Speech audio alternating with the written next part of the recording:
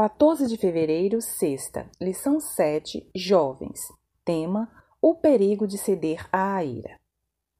Os que, por qualquer suposta convocação, sentem-se livres para ceder à raiva ou ao ressentimento, estão abrindo o coração a Satanás. Se quisermos estar em harmonia com o céu, a mágoa e a inimizade devem ser banidas do coração. Ellen White, O Desejado de Todas as Nações, página 241. Vocês são servos daquele a quem obedecem. Romanos 6, verso 16. Se condescendemos com a ira, com a concupiscência, a cobiça, o ódio, o egoísmo ou outro pecado qualquer, nos tornamos servos do pecado. Ninguém pode servir a dois senhores. Mateus 6, verso 24. Se servimos ao pecado, não podemos servir a Cristo. O cristão sentirá as tendências do pecado, porque a carne cobiça contra o espírito, mas o espírito combate contra a carne, mantendo uma batalha constante. É aqui que o auxílio de Cristo se faz preciso.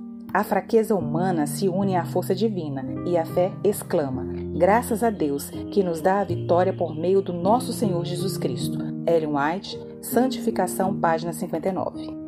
É verdade que há uma indignação justificável, mesmo nos seguidores de Cristo.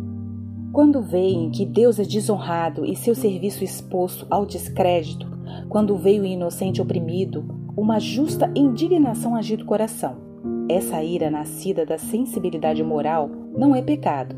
Ellen White, O Desejado de Todas as Nações, página 310. Muitos consideram as coisas pelo seu lado mais escuro. Aumentam suas supostas ofensas, nutrem a ira e são tomados de sentimentos de vingança e ódio, quando na verdade não tinham causa real para esses sentimentos. Resista a esses sentimentos errados e você experimentará uma grande mudança nos relacionamentos com as outras pessoas. Ellen White, Mente, Caráter e Personalidade, página 517. Ceder a emoções violentas coloca a vida em perigo. Muitos morrem em meio a explosões de raiva e impulsos. Muitos se educam de modo a terem convulsões. Poderiam evitá-las se quiserem, mas exige força de vontade vencer um hábito errado. Tudo isso deve ser parte da educação recebida na escola, pois somos propriedade de Deus. O sagrado templo do corpo deve ser mantido puro e incontaminado, para que o Espírito Santo de Deus nele possa habitar. Ellen White, Mente, Caráter e Personalidade, página 519. Há um maravilhoso poder no silêncio. Quando disserem a você palavras impacientes, não retribua na mesma moeda. Palavras ditas em resposta a uma pessoa irada geralmente agem como um chicote, açoitando o temperamento dela e a deixando mais furiosa. Mas a ira que encontra o silêncio desaparece rápido.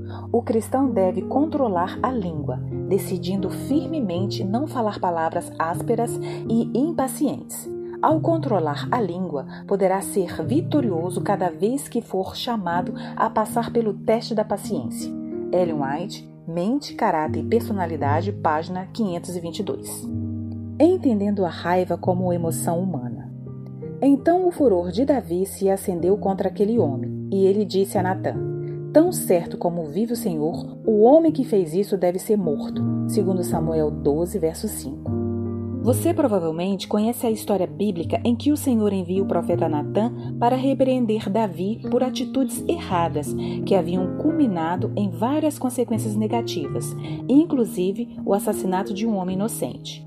O profeta Natã, com sabedoria e iluminação divinas, decide abordar o tema contando ao rei a história de um homem rico e aparentemente injusto que tira de um vizinho pobre sua única ovelhinha.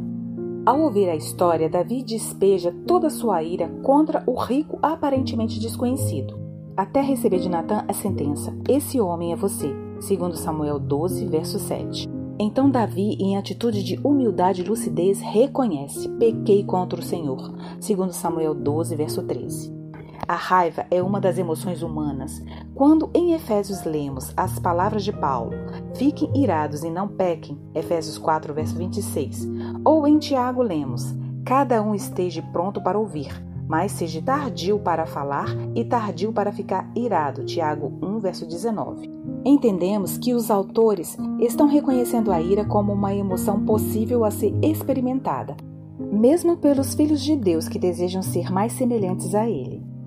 Como médica de saúde mental, atendo diariamente pacientes que tentam lidar de forma mais saudável com a própria raiva. Vejo diante de meus olhos, do outro lado da mesa, o quanto essa emoção pode adoecer se não soubermos gerenciá-la da forma como Deus deseja. Talvez por isso eu goste tanto da história de Davi. Com ela aprendo 2 lições poderosas. 1.